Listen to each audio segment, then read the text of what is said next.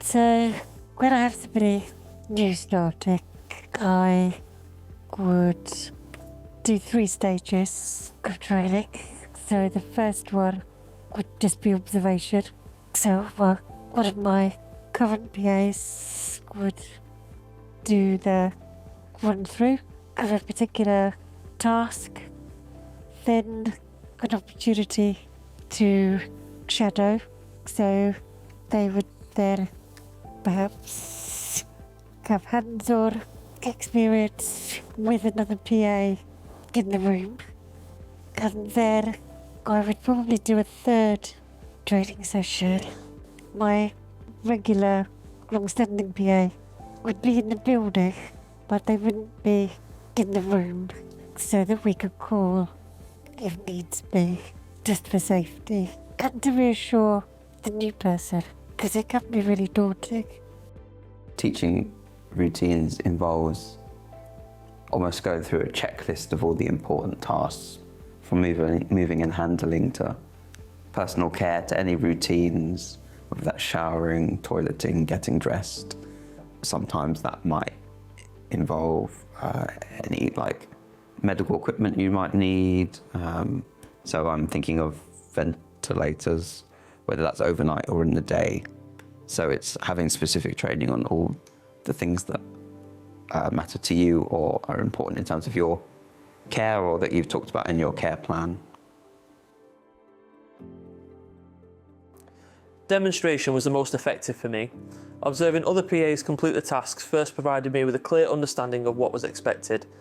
We also used written notes to keep track of specific details like timings, preferences and little reminders, which made it easier to remember things as I went along. Verbal explanations helped too, especially when paired with hands-on practice. And I think as well, it's good not to come with any preconceived ideas or assumptions, because even within the neuromuscular community, there's a huge variation. And what works for one person doesn't work for everybody. I'm a big believer in using photographs. Photos can help me explain things, can't they? When it comes to positioning things and making sure our supports for her legs are in the right place. Yeah. Sometimes, as articulate as Sarah is, sometimes visually seeing it just endorses it for us and stuff. So, Got some things I physically cannot demonstrate or point to. So I need, if I've got a photograph, I can easily point to things. So things with, like, knowing where the charger point is on the wheelchair. oh gosh, yes. I've got a photo Yeah. of another PA pointing on the wheelchair to where it is. It's very difficult to find. So it's all those little things. So yeah, no, that really helps. And things like positioning for her legs, sometimes when I first started, the rolls would come unrolled and I'm trying to work out what, so again, Sarah's got pictures of how they need to be folded to get it right. Yeah, as routines change and evolve, it's important, I suppose, to go over that with your PA, maybe add that to your care plan. Just communicate that straight away and demonstrate it and try and be patient with that new routine.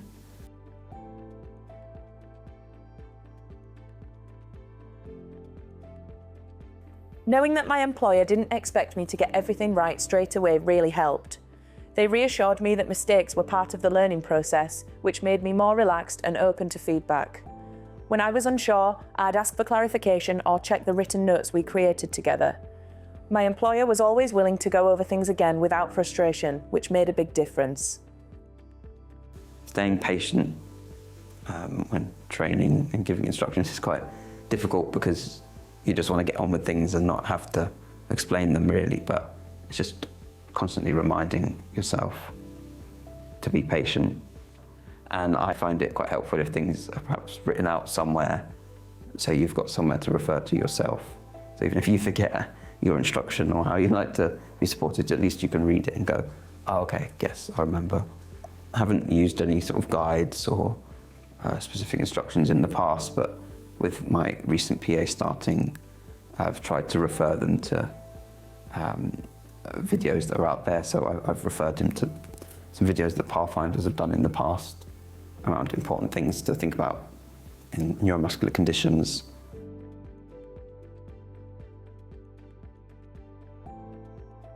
The key was clear communication and patience from both sides. Having written notes, demonstrations and time to practice each part of the routine made the learning process structured and less stressful. Both should be open, patient and respectful.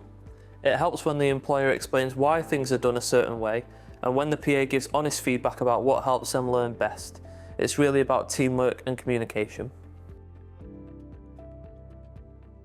I think I will always give feedback, and I hope that I think you all do understand that that's not me trying to tell you how to do things, but it's useful feedback to know whether something's gonna work or whether we need to start again for safety reasons, or whether it would, if we carried on doing something that isn't right, then it's gonna be worse in the long run.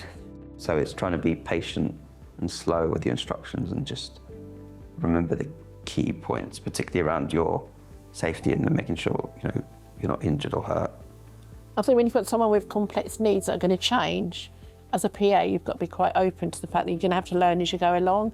So Sarah's only recently had a peg for feeding, which didn't faze me because my son had a peg, so I'd done the basic training.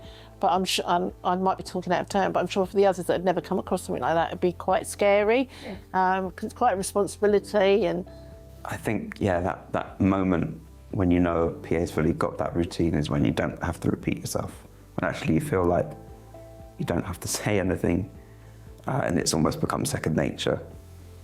That's when you know they've got it. Explain step by step. Break the routine into manageable parts. Demonstrate first. Show the task before asking the PA to try. Encourage questions. Make sure the PA feels comfortable asking for clarification. Provide written instructions or notes. Help the PA remember key steps. Give positive feedback. Reinforce correct actions to build confidence. Allow hands-on practice. Repetition helps the PA learn the routine safely. Be patient and calm. Learning takes time, especially with new equipment. Clarify safety expectations. Explain any risks and precautions clearly. Check understanding. Ask the PA to explain or demonstrate back what they've learned.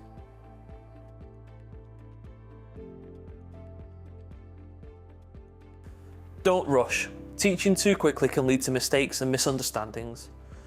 Don't assume understanding. Always confirm that the PA has understood the instructions. Don't criticise harshly. Constructive feedback is more effective than blame.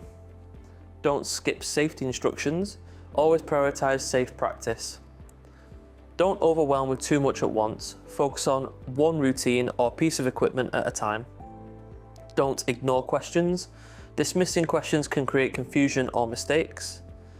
Don't leave the PA unsupported. Guide until they're confident and competent.